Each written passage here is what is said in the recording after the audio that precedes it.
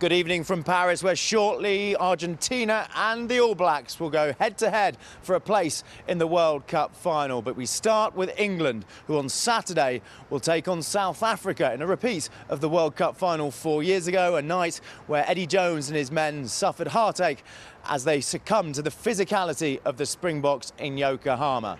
It's a subject England's players have been keen to avoid talking about this week, but with 8 of them starting tomorrow night, who started 4 years ago, it is a chance for redemption. Yeah, obviously it was disappointing 4 years ago, but I think the feel around this team is a very different team. Obviously I had a bit of time out from this squad, and then to come back in, there's a different feeling within this group, so we're going to try and harness that. It's a semi-final. I think if that's not enough to get you up for a game, I don't know what will. Ultimately, we do have to get on the same page and get that buzz and that feeling, and everyone will go about that differently. You know, we've got over 24 hours now to do that. Everyone takes their own different plans, but for me, there's no better place you'd rather be than a semi-final against South Africa. Very few people are giving you a chance. Does that make it a free hit? Does that take the pressure off? There's no way that you go into that game without feeling something. That's a good thing. As for being written off, that's been for a fair while now. We know the stakes are high, but we have to treat this as a game by itself and not play what next week might bring. Thousands of England fans are expected to travel here this weekend, and Elliot Daly wants them to turn the home of Le Bleu, Le Blanc. Last weekend against Fiji, it was amazing to look up and see how many white shirts were in the crowd, and I think even in all the games we've had so far, the support's been unmatched in my opinion, so hopefully they can bring that tomorrow. We do hear it is very loud in these stadiums and really does spur us on, so if we can keep going with that, it'll be brilliant for us.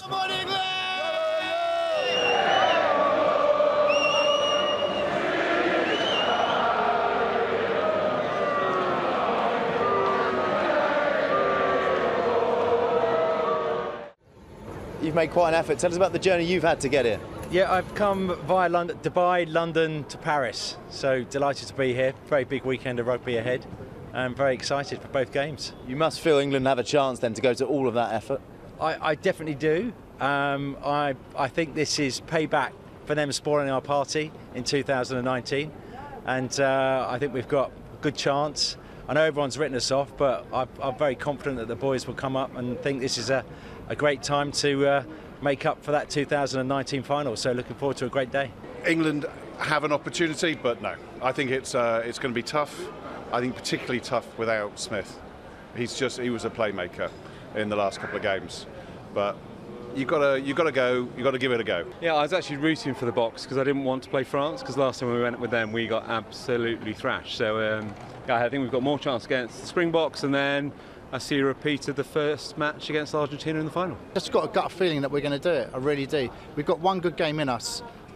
We've been building. We're getting better. We're not the complete package yet, and I don't think we've seen the best of England. And why not now? Why not now? We were the underdogs. We've got nothing to lose.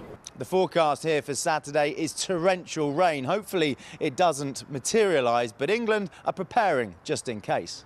Definitely comes into our planning, yeah. So look to the weather forecast. Lads have had some wet balls, as it would normally be the case in these sorts of weeks, and talking about what that means for you, in your units, and as you individual. So yeah, definitely part of our planning.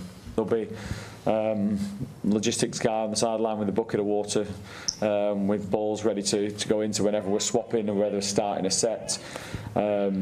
Yeah, that ball will be wet. The lads will get told about it, so it's no surprise. Just so we're focusing in on what that might be like. I mentioned Argentina and New Zealand. Like England, Argentina are being written off ahead of this semi-final tonight. New Zealand coach Ian Foster, though, is wary of an upset. Look, we're massively respectful of Argentina. We know that they've had a great tournament.